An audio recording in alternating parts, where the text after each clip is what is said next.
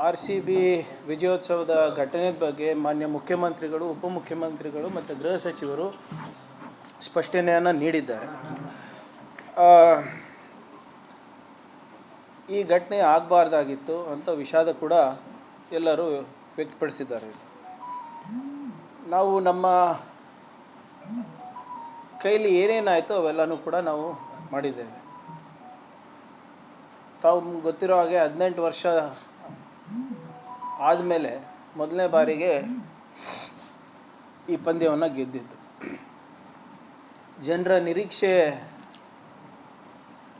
ತಕ್ಕಂಗೆ ನಮ್ಮ RCB ತಂಡದವರ ಆಡಿ ಒಂದು ಹೆಮ್ಮೆಯನ್ನು ಗಳಿಸಿದರು. ಮುಂಚೆ ಎಲ್ಲ ಏನಾಗ್ತಾಯಿತ್ತು, 1-2 ದಿನ ಗ್ಯಾಪ್ ಕೊಟ್ಟು ವಿಜೇತರು ಆ ನಗರಕ್ಕೆ ಬರ್ತಾಯಿದ್ರು. ಆದರೆ ಮೊದಲನೇ ಬಾರಿಗೆ ಏನು ಕಪ್ ಗೆದ್ದು 24 ತಾಸು ಒಳಗಡೆನೆ ಆ ನಗರಕ್ಕೆ ಬಂದಿರೋದು ಮೊದಲನೇ ಬಾರಿ. ಅಂದರೆ ಜನರಲಿ 1 or 2 days ಗ್ಯಾಪ್ ಕೊಡ್ತಾರೆ. ಆಮೇಲೆ ಭಾಳ ಸ್ಪಷ್ಟವಾಗಿ ನಮ್ಮ ಗೃಹ ಇಲಾಖೆಯಿಂದ ಏನೇನು ಅವರಿಗೆ ಪರ್ಮಿಷನ್ ಬೇಕಾಗಿತ್ತು ಅದನ್ನು ಕೂಡ ಕೊಟ್ಟಿದ್ದಾರೆ. ಎಲ್ಲಿ ನಮಗೆ ಬಂದೋಬಸ್ತಿಗೆ ಕಷ್ಟ ಆಗುತ್ತೆ ಅದು ಕೂಡ ಭಾಳ ಸ್ಪಷ್ಟವಾಗಿ ನಿರಾಕರಣೆ ಕೂಡ ಮಾಡಿರೋ ದಾಖಲೆಗಳು ಇವೆ. ನಾವು ಯಾವುದೇ ರೀತಿಯಾದಂಥ ನಿರ್ಲಕ್ಷ್ಯ ತೋರಿಸ್ಬೇಕಂತಿರಲಿಲ್ಲ. ಏಕಾಏಕಿ 3.5 ಲಕ್ಷ 4 ಲಕ್ಷ ಜನ ಬಂದಾಗ, ನಮ್ಮ ನಿರೀಕ್ಷೆ ಮೀರಿ ಜನರು ಬಂದಾಗ ಸ್ವಲ್ಪ ಲೋಪಗಳಾಗಿದೆ. ಅದರಲ್ಲಿ ಯಾವುದೇ ರೀತಿಯಾದಂಥ ನಾವು ಡಿಫೆಂಡ್ ಮಾಡೋಕ್ಕೂ ಹೋಗ್ತಾ ಇಲ್ಲ. ನಾವು ಒಂದು ಜವಾಬ್ದಾರಿಯುತ ಸರ್ಕಾರ ಇದ್ದೇವೆ. ಜವಾಬ್ದಾರಿಯನ್ನು ಆಗಲೇ ಮಾನ್ಯ ಮುಖ್ಯಮಂತ್ರಿಗಳನ್ನು ತೊಗೊಂಡಿದ್ದಾರೆ, ಉಪಮುಖ್ಯಮಂತ್ರಿಗಳು ಮತ್ತು ಗೃಹ ಸಚಿವರು ತೊಗೊಂಡಿದ್ದಾರೆ. ನಮ್ಮ ಕೈಲಾದಷ್ಟು ಕೂಡ ನಾವು ಮಾಡಿದ್ದೇವೆ. And we are accountable. ನಾವೇನು ನಮ್ಮ ಜವಾಬ್ದಾರಿಯಿಂದ ಜಾರ್ಕೊಂತಾನೂ ಇಲ್ಲ. ಬೇರೆ ರಾಜ್ಯಗಳಲ್ಲಿ ಇಂಥ ಘಟನೆಗಳು ನಡೆದಾಗ ಅಲ್ಲಿನ ಸರ್ಕಾರ ಏನು ಮಾಡಿದೆ ಮತ್ತು ನಮ್ಮ ಸರ್ಕಾರ ಏನು ಮಾಡಿದೆ ದಯವಿಟ್ಟು ಹೋಲಿಕೆ ಮಾಡಿ ನೋಡಿ. ಜವಾಬ್ದಾರಿಯನ್ನು ಹೊತ್ಕೊಂಡು ಮಾನ್ಯ ಮುಖ್ಯಮಂತ್ರಿಗಳೇ ತಮ್ಮ ಮುಂದೆ ಪ್ರೆಸ್ ಮೀಟ್ ಮಾಡಿ ಏನೇನಾಗಿದೆ ಅಂತ ಹೇಳಿ ಸಂಪೂರ್ಣ ಏನು ಟ್ರಾನ್ಸ್ಪರೆಂಟಾಗಿ ಕ್ಯಾಶುವಲ್ಟೀಸ್ ಎಷ್ಟಾಗಿದೆ, ಎಲ್ಲಿದ್ದಾರೆ, ಹೇಗಿದ್ದಾರೆ, ಮೀಡಿಯಾಗೆ ಯಾವುದೇ ರೀತಿಯಾದಂಥ ಕಡಿವಾಣ ಹಾಕಲಾರ್ದಂಗೆ ನಾವು ಟ್ರಾನ್ಸ್ಪರೆಂಟಾಗಿ ನಾವು ಮಾಡಿದ್ದೀವಿ.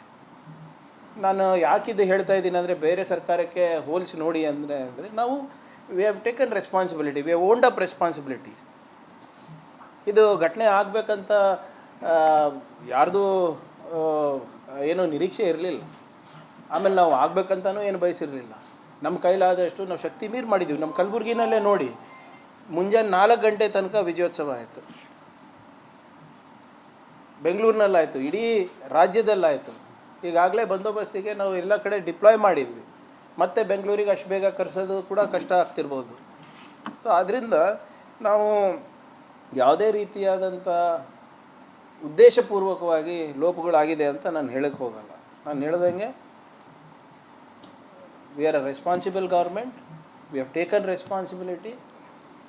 ಮುಂದೆ ಆಗಲಾರ್ದಂಗೆ ನಾವು ನೋಡ್ಕೋಬೇಕಾದಂಥ ಸ್ಟ್ಯಾಂಡರ್ಡ್ ಆಪ್ರೇಟಿಂಗ್ ಪ್ರೊಸೀಜರ್ಸ್ ಮಾಡಬೇಕು ಅಂತ ಕೂಡ ಈಗಾಗಲೇ ಸೂಚನೆಗಳನ್ನು ನೀಡಿದ್ದಾರೆ. ಅದಕ್ಕೆ ಆ ಜ್ಯೂರಿಸ್ಡಿಕ್ಷನ್ನಲ್ಲಿ, ಆ ವ್ಯಾಪ್ತಿನಲ್ಲಿ ಯಾವ್ಯಾವ ಅಧಿಕಾರಿಗಳು ಬರ್ತಾರೆ, ಏನೇನು ಲೋಪಗಳಿದೆ ಅದನ್ನು ಮೇಲ್ನೋಟಕ್ಕೆ ಗಮನಿಸಿ ಈಗ ಅವರಿಗೆ ಅಮಾನತು ಕೂಡ ನಾವು ಮಾಡಿದ್ದೇವೆ. ಇದರಲ್ಲಿ BJPಯವರು ರಾಜಕೀಯ ಬೆರೆಸ್ಲಿಕ್ಕೆ ಹೋಗ್ತಾ ಇದ್ದಾರೆ, ಬೇರೆಯವ್ರು ರಾಜಕೀಯ ಬೆರೆಸ್ಲಿಕ್ಕೆ ಹೋಗ್ತಾ ಇದ್ದಾರೆ. ಅದು ಅವ್ರು ಏನು ಮಾಡಬೇಕು ಅವ್ರು ಪೊಲಿಟಿಕಲಿ ಮಾಡಿಕೊಳ್ಳಿ. ಆದರೆ ಸ್ವಲ್ಪ ಅವರು ಕೂಡ ಆತ್ಮಾವಲೋಕನ ಮಾಡಿಕೊಳ್ಳಿ. ಏನು ರಾಜೀನಾಮೆ ಕೇಳೋದು ಅದು ಮಾಡ್ತಾ ಇದ್ದಾರಲ್ಲ, ಬೇರೆ ಬೇರೆ ರಾಜ್ಯದಲ್ಲಿ ಇಂಥ ಘಟನೆ ಆದಾಗ ಅವ್ರ ಮುಖ್ಯಮಂತ್ರಿಗಳು ಏನು ಮಾಡಿದರು ಮತ್ತು ನಮ್ಮ ಮುಖ್ಯಮಂತ್ರಿಗಳು ಏನು ಮಾಡಿದರು ಹೋಲಿಕೆ ಮಾಡಿ ಮಾತಾಡಲಿ. ಅವ್ರು ಬೇಕಿದ್ರೆ ಇಲ್ಲ. ಹಂಗಂದರೆ ಗುಜರಾತ್ನಲ್ಲಿ ಏನು ಕೆಲವು ಬ್ರಿಡ್ಜ್ಗಳು ಬಿತ್ತಲ್ಲ, ಬಿಹಾರ್ನಲ್ಲಿ ತಿಂಗಳಿಗೆ ಒಂದು ಬ್ರಿಡ್ಜ್ ಬೀಳ್ತಾ ಇದೆಯಲ್ಲ, ಮತ್ತು ಕುಂಭಮೇಳನಲ್ಲಿ ಆಯ್ತಲ್ಲ, ಅವೆಲ್ಲನೂ ಕೂಡ ಸರ್ಕಾರಿ ಪ್ರಾಯೋಜಿತನ. ಇಲ್ಲ, ಒಂದು ನಿಮಿಷ, ನನಗೆ ಒಂದು ನಿಮಿಷ ಇದನ್ನು ಇದು ಮುಗಿಸ್ಬಿಡ್ತೀನಿ ಸರ್, ಅಲ್ಲಿ ಬರ್ತೀನಿ. ನಾವು ನೋಡಿ, ಒಂದು ತಾವು ತಿಳ್ಕೊಬೇಕು ಸರ್, ಯಾವತ್ತೂ ಕೂಡ ನಮ್ಮ ಸರ್ಕಾರ ಏನೇ ಇದ್ರೂ ಕೂಡ ನಿಮ್ಮ ಎದುರಿಗೆ ಬಂದು ಟ್ರಾನ್ಸ್ಪರೆಂಟಾಗಿ ಮಾತಾಡ್ತಾ ಇದ್ದೀವಿ. ಯಾವುದೇ ಇಲ್ಲಿವರೆಗೂ ಹಿಂದೆ ಬಿ ಜೆ ಪಿಯವ್ರ ಥರ ಓಡೋಗೋ ಪ್ರಶ್ನೆ ಯಾರ್ದು ಇಲ್ಲ ನಮ್ಮದು. ಈಗ ತಾವು ಹೇಳ್ತಾ ಇದ್ರಲ್ಲ ಸರ್, ನೀವು ಇದು ಸರ್ಕಾರಿ ಪ್ರಾಯೋಜಿತ ಇದ್ದರೆ ಅಂದರೆ ಅದು ಕುಂಭಮೇಳನಲ್ಲಾಗಿದ್ದು ಸರ್ಕಾರಿ ಪ್ರಾಯೋಜಿತನಾ? ಅವ್ರು ಅದನ್ನು ಮೀಡಿಯಾ ಕವರ್ ಮಾಡಲಿಕ್ಕೆ ಬಿಟ್ಟಿಲ್ಲ. ಎಷ್ಟು ಜನ ತೀರೋಗಿದ್ರಂತ ಇನ್ನೂ ಗೊತ್ತಿಲ್ಲ. ಅದಾದಮೇಲೆ ಇಷ್ಟು ಜನ ತೀರೋದ್ರೂ ಅವರು ಕೂಡ ವಿಜಯೋತ್ಸವ ಮಾಡಿ ಸಂಭ್ರಮ ಮಾಡಿ ವಿಶ್ವದ ಅತಿ ದೊಡ್ಡ ಸಂಗಮ ಅಂತ, ಮಾನವ ಸಂಗಮ ಅಂತ ಇನ್ನೂ ಪ್ರಾಪಗೇಟ್ ಮಾಡ್ತಾ ಇದ್ದಾರೆ. ಪ್ರಶ್ನೆಗಳು ಕೇಳೋರು ಯಾರು? ತಾವು ಕೇಳಿದಾಗ ನಾವು ಕುತ್ಕೊಂಡು ಹೇಳೋ ಧೈರ್ಯ ಇದೆ ನಮಗೆ. ನಮ್ದು ಏನಾದರೂ ಮಿಸ್ಟೇಕ್ ಇದ್ದರೆ, ನಮ್ದು ಏನಾದರೂ ಲೋಪಗಳಿದ್ದರೆ ಅದನ್ನು ಒಪ್ಕೊಂಡು ನಾವು ಅದನ್ನು ಸರಿಪಡಿಸಿ ನಾವು ಸಾರ್ವಜನಿಕರ ಮುಂದೆ ಹೋಗೋದು ನಮ್ಮ ಧರ್ಮ ಇದೆ. ಆಮೇಲೆ ಸಾರ್ವಜನಿಕರು ಏನು ತೀರ್ಪು ಕೊಡ್ತಾರೆ ಮುಂದಿನ ಸಲ ಕೊಡ್ತಾರೆ. ಹೋಲಿಕೆ ಅಂತಿರಲ್ಲ, ಹೋಲಿಕೆ ಹೇಗೆ ಅಂತಿದೆ ನಮ್ಗೆ ಅದು ಅರ್ಥ ಆಗ್ತಿಲ್ಲ. ಯಾಕಂದ್ರೆ ಇಲ್ಲಿ ಆಗಿದ್ದು ಸರ್ ಅದೇ ಹೇಳ್ತಾ ಇರೋದಲ್ಲ ಸರ್, ಹೋಲಿಕೆ ಅಲ್ಲ ನಾವಲ್ಲ. ಈಗ ಪ್ರಶ್ನೆ ಏನಿತ್ತು ಸರ್, ಇಲ್ಲಿ ನೀವು ಅವರ ರಾಜೀನಾಮೆ ಕೇಳ್ತಾ ಇದ್ದಾರೆ ಬೇರೆ ವಿರೋಧ ಪಕ್ಷದ ನಾಯಕರು. ನಾವು ಹೇಳ್ತಾ ಇದ್ರೆ ಹೋಲಿಕೆ ಮಾಡಿ ಹೇಳಿಯಪ್ಪ, ಸರ್ಕಾರಿ ಪ್ರಾಯೋಜಿತ ಅಂದರೆ ಅದಕ್ಕೂ ಒಂದೇ ಮಾನದಂಡ ಇರಬೇಕು, ಇದಕ್ಕೂ ಒಂದೇ ಮಾನದಂಡ ಅಲ್ಲ. ತಾವು ಕೇಳ್ತಾ ಇರೋ ಪ್ರಶ್ನೆಗೆ 2-3 ದಿನ ಆದಮೇಲೆ ನಾನು ಅದನ್ನೇ ಮೊದಲೇ ಹೇಳಿದ್ದು. ಎಲ್ಲ ಕಡೆ ನೀವು ಬೇರೆ ಕಡೆ ನೋಡಿದ್ರೆ ಮಿನಿಮಮ್ 2 ದಿನ ಆದಮೇಲೆ ಹೋಗಿದ್ದಾರೆ. RCBದವ್ರು ಇರ್ಬೋದು, BCCI ಅವ್ರು ಇರ್ಬೋದು, IPL ಅವ್ರು ಇರ್ಬೋದು, ಅಥವಾ BCCI ಇರ್ಬೋದು, KSE ಅವ್ರು ಇರ್ಬೋದು, ನಾಳೆನೇ ಮಾಡಬೇಕು ಯಾಕೆ ಅಂತ ಯಾರು ತೀರ್ಮಾನ ತೊಗೊಂಡಿದ್ದು ಅದನ್ನು ನನಗೆ ಗೊತ್ತಿಲ್ಲ, ವೈಯಕ್ತಿಕವಾಗಿ ಗೊತ್ತಿಲ್ಲ. ಆದರೆ ಅವರು ಯಾವಾಗ ಓಪನ್ ಬಸ್ನಲ್ಲಿ ಮೆರವಣಿಗೆ ಮಾಡಬೇಕು ಅದು ಎಲ್ಲ ಕೇಳಿದಾಗ ನಾವು ನಿರಾಕರಿಸಿದ್ವಿ. ಯಾಕಂದರೆ ನಮಗೆ 1-2 ದಿನ ಪ್ರಿಪ್ರೇಷನ್ ಬೇಕಾಗುತ್ತೆ ಅಂತ. ಅದಕ್ಕೆ ವಿರೋಧ ಪಕ್ಷದ ನಾಯಕರು ಏನು ಹೇಳಿದರು, ನೀವು ಆಕಸ್ಮಿಕವಾಗಿ ಆದಂಥ ಗೃಹ ಸಚಿವರು ಇವರು ವಿಜಯೋತ್ಸವ ಓಪನ್ ಬಸ್ನಲ್ಲಿ ಮಾಡಬೇಕು ಅಂದರೆ, ತೆರೆದ ವಾಹನಗಳಲ್ಲಿ ಮಾಡಬೇಕು ಅಂದರೆ ನೀವು ಮಾಡಿಸ್ತಾ ಇಲ್ಲ, ನೀವು ಕ್ರಿಕೆಟಿಗರಿಗೆ ಮಾಡ್ತಾ ಇರೋಂಥ ಅವಮಾನ ಅಂತ ವಿರೋಧ ಪಕ್ಷದವರೇ ಹೇಳಿದ್ರಲ್ಲ. ಯಾಕೆ ಅದು ಮಾತನ್ನು ಹಿಂದೆ ಪಡೆದ್ರು ಅವರು ಇವಾಗ? ಸರ್ ನಾನು ಡಿಫೆಂಡ್ ಮಾಡೋಕ್ಕೆ ಹೋಗ್ತಾ ಇಲ್ಲ. ಈಗ ಮಾನ್ಯ ಮುಖ್ಯಮಂತ್ರಿಗಳು ಆಗಲೇ ಹೇಳಿದ್ದಾರೆ. ಒಬ್ಬ ಸ್ವಲ್ಪ ಸೀನಿಯರ್ ಇದ್ದಾರೆ, ಮುಗಿಸ್ಬಿಡ್ಲಿ. ಹೋಲಿಕೆ ಅಂತ ಹೇಳಿದ್ರಲ್ಲ, ಹೋಲಿಕೆ ಮಾಡೋದಾದ್ರೆ ತೆಲಂಗಾಣ ಮಾಡೋಣ. ತೆಲಂಗಾಣದ ರೇವಂತ್ ರೆಡ್ಡಿ ಆಕ್ಷನ್ಗಳನ್ನು ಹೋಲಿಕೆ ಮಾಡೋಣ ಅಲ್ಲು ಅರ್ಜುನ್ ಕೇಸ್ನಲ್ಲಿ. ಹೌದು ಸರ್, ಈಗ ಅಲ್ಲು ಅರ್ಜುನ್ ಕೇಸ್ನಲ್ಲಿರ್ಬೋದು ಅಥವಾ ಇಲ್ಲಿರ್ಬೋದು, ಅಲ್ಲಿ ಅವ್ರು ಏನು ಮಾಡಿದ್ರು, ಅಲ್ಲು ಅರ್ಜುನ್ ಅವರು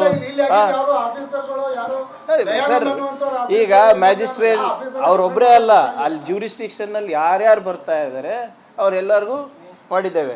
ಈಗ ತಾವು ಅಲ್ಲು ಅರ್ಜುನ್ ವಿಚಾರ ತಾವು ಪ್ರಸ್ತಾಪ ಮಾಡಿದ್ರಿ. ಈಗ ಇದೇ ನಿನ್ನೆ BJP ರಾಷ್ಟ್ರ ಅಧ್ಯಕ್ಷರಿಂದ ಹಿಡ್ಕೊಂಡು ಎಲ್ಲರೂ ಅದೇ ಪ್ರಸ್ತಾಪ ಮಾಡಿದ್ದಾರೆ. ಮತ್ತು ಅವ್ರು ಯಾಕೆ ಮಾಡಿಲ್ಲ? ಅದೇ ಮಾನದಂಡ ಅಲ್ಲಿ ಯಾಕೆ ಮಾಡಿಲ್ಲ? ಮಾಡ್ಬೋದಾಗಿತ್ತಲ್ಲ ಅವರು. ನಾವು ಅಟ್ಲೀಸ್ಟ್ ತಮ್ಮ ಮುಂದೆ ಕುತ್ಕೊಂಡು ಯಾರು ಇಲ್ಲಿ ಸಂತ್ರಸ್ತರಿದ್ದಾರೆ, ಯಾರು ತೀರೋಗಿದ್ದಾರೆ, ಅವ್ರ ಕುಟುಂಬಕ್ಕೆ ಧೈರ್ಯ ತುಂಬುವಂಥ ಕೆಲಸ ಮಾಡಬೇಕಾಗಿದೆ ನಾವು ಸರ್ಕಾರದವರು. We have taken responsibility.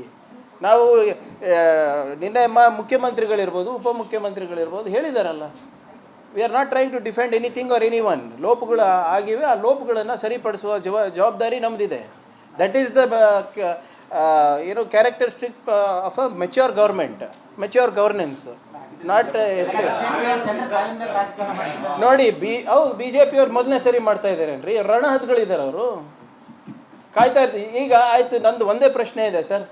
ಇದೇ ವಿರೋಧ ಪಕ್ಷದವರು ಓಪನ್ ಬಸ್ ಮೆರವಣಿಗೆ ಮಾಡಬೇಕಂತ ಹೇಳಿದ್ರಲ್ಲ, ಯಾಕೆ ಡಿಲೀಟ್ ಮಾಡಿದ್ರು? ಅದು ಎಲ್ಲರೂ ನಮ್ಮ ರಾಜ್ಯದ ಎಲ್ಲ BJP ನಾಯಕರು ಕೂಡ ಮಾಡಿದ್ರಲ್ಲ, ಅದನ್ನು ಆ ಪ್ರಸ್ತಾಪ ಮಾಡಿದ್ರಲ್ಲ.